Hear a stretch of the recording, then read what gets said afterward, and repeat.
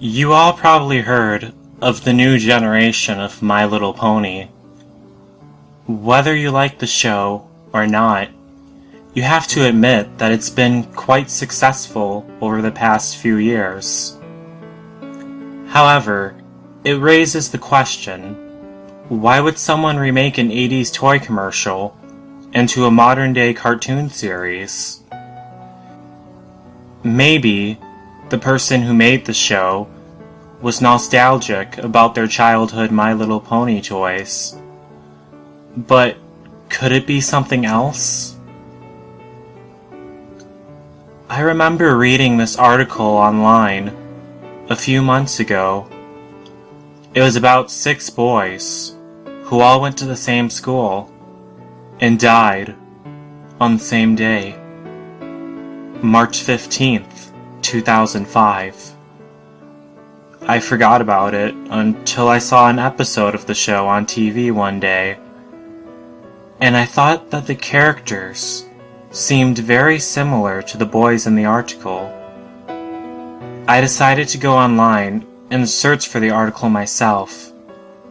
After searching through Google, I found the article, and I was right.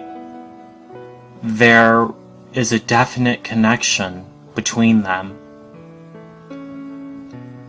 The first boy, Payton Doyle, was a shy and timid young boy. He was the youngest. He was 13. He was obviously the inspiration of Fluttershy due to his personality and his love for animals and creatures. People always saw Payton as a shy and introverted young boy, but what his classmates and teachers didn't know was that he was constantly being abused at home by his mother and stepfather. His mother conceived him when she was 15 and blamed him for ruining her life. This made Payton extremely self-conscious. When his stepfather moved in, this made the neglect much worse. Payton's life became a nightmare. His stepfather was allowed to slap or punch him for talking out of turn. Eventually, his stepfather became an alcoholic and started beating Payton constantly for no reason. He was often starved and sometimes forced to sleep outside. Since he dressed in shabby clothing and had low self-esteem, he was often bullied and was very unpopular. His only friends were animals his family would make him get rid of. One night, his stepfather beat him so bad that he had to be hospitalized. When the authorities found out, his stepfather was arrested. Payton's mother was furious and blamed him for everything. Out of guilt, Payton committed suicide by slitting his own wrist and cutting his throat. The next boy, Trevor Walters, was always one of the popular boys. He was adopted from England and lived with a wealthy couple who resided in the richest part of town. Trevor was handsome, rich, smart, and seemed to have the perfectly charmed life. However, his adoptive parents argued constantly, and Trevor knew that they only married each other out of money. He was held up to a high standard, which made him a perfectionist. He always dreamed of being a fashion designer and to live in Paris, but his adoptive father wanted him to become a businessman instead and remain in the wealthy part of the neighborhood. For the most part, his adoptive parents ignored him.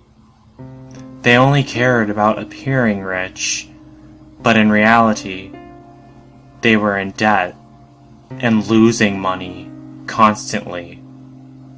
This is what got Trevor interested in clothes in the first place. He designed his own clothes to maintain the appearance of wealth. Trevor died in a car crash. While his parents were driving him to school, they got into an argument over money and passed a stop sign. Another vehicle collided into the side of their car. His parents survived with minor injuries, but the same could not be said for Trevor. His neck was snapped on impact. He was clearly the inspiration for Rarity. Then there was Owen Lennox. Owen was always interested in sports. His father encouraged him to do well and held him up to a high standard. Because of this, Owen became very competitive, and he excelled in many sports, football in particular. By the time he was in high school, he was being noticed by many colleges around the country, and this caused him to be popular. He always dreamed of competing in the Olympics, but sadly, his dream would never come true. When he was 17, his mother, who was told she could never have another child, had a son. When his baby brother was born, his parents hardly paid any attention to him. He focused all of his energy into football. He'd practice for hours every day, neglecting his family, friends, and even his grades. Soon he became so desperate that he started injecting performance-enhancing steroids. What he and his family didn't know was that he had a mild heart condition that the steroids had worsened. One night, during his last football game, he collapsed out on the field. He was rushed to the hospital, where he was later pronounced dead. In the show, Rainbow Dash seems most similar. The boy most similar to Applejack was a 16-year-old named Court Foster. Court was a country boy who grew up on the farm, just like Applejack does on the show. But what the show didn't include was that his farm was run down, and his family was constantly struggling with money. Court also had relatives from out of state that Applejack's family in Manhattan was based off of, who'd constantly offer to send them money to help support them. But his family was proud and never accepted any of it, until his father died of a heart attack in year 2001. His mother committed suicide 3 weeks later. Court and his siblings were then sent to live with their senile grandma, who was clearly incapable of taking care of all of them. Court was also the second oldest in the family, so that meant that it was up to him and his older brother to take care of their younger siblings. He never had any time to make friends, join extracurricular activities, and even do his homework or study. He was failing all of his classes and faced many truancies for not showing up to school at all, due to the fact that he had to spend most of his time working and helping other families with yard work in order to support his family. He died when he fell in front of the path of a malfunctioning tractor he was operating. The inspiration for Twilight Sparkle was an A+ honor roll student who went by the name of Brendan Blake. He was held up to a high standard by his unloving parents and his older brother. His older brother was also an A+ student who was on the honor roll and who excelled in many sports, which made him extremely popular. Because of this, Brendan always felt like he was in his older brother's shadow. Brendan then became determined and started studying hard so he could excel in his grades. This made his parents very proud and even more delighted at the fact that they had two gifted children to brag to their colleges about. Eventually, a school for the gifted started to notice Brendan's high academic scores and became interested in him. But in order for him to be enrolled, he had to pass a test.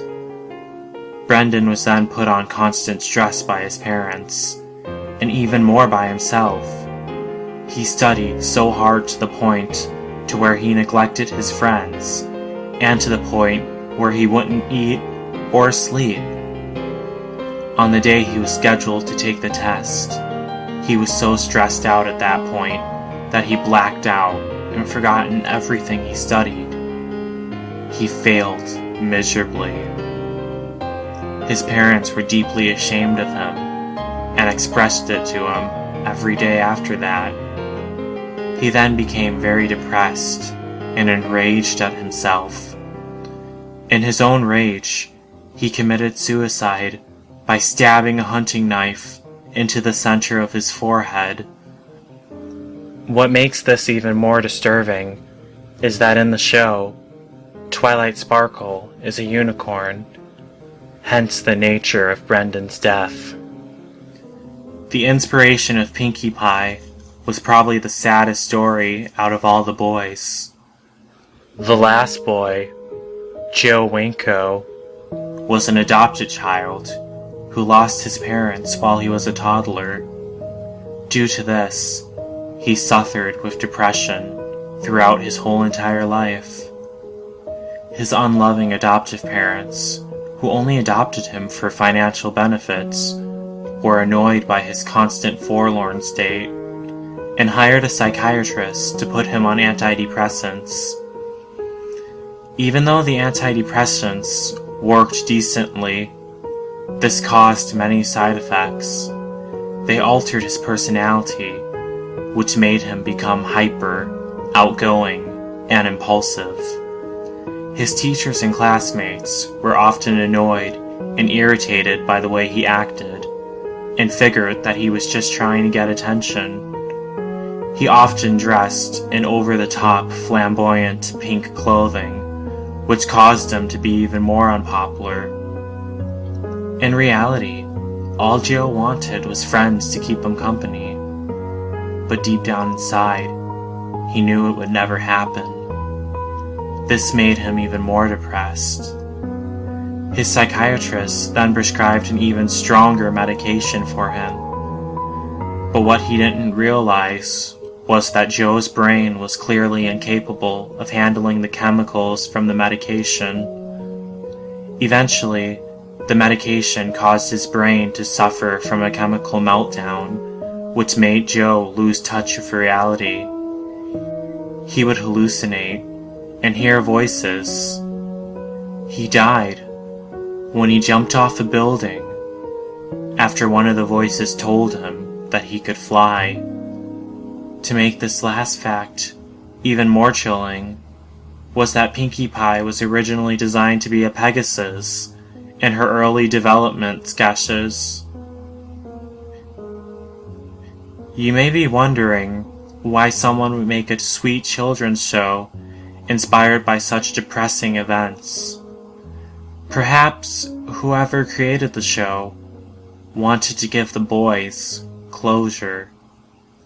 Think about it. In the show, Fluttershy is an animal caretaker and is able to take care of all the animals she adores. Rarity is a successful fashion designer with loving parents. Rainbow Dash is an incredible athlete who is loved and acknowledged by every pony in Ponyville. Applejack runs one of the most successful farms in all of Equestria. Twilight Sparkle was accepted in a school for gifted ponies and is highly educated and now a princess who was crowned the smartest student by Princess Celestia. And Pinkie Pie is popular and friends with all the ponies all over Ponyville. And she is happy, without a single care in the world. Maybe, just maybe, whoever made the show wanted to give the boys what they always wanted. And I think they're all happy. All of them are happy.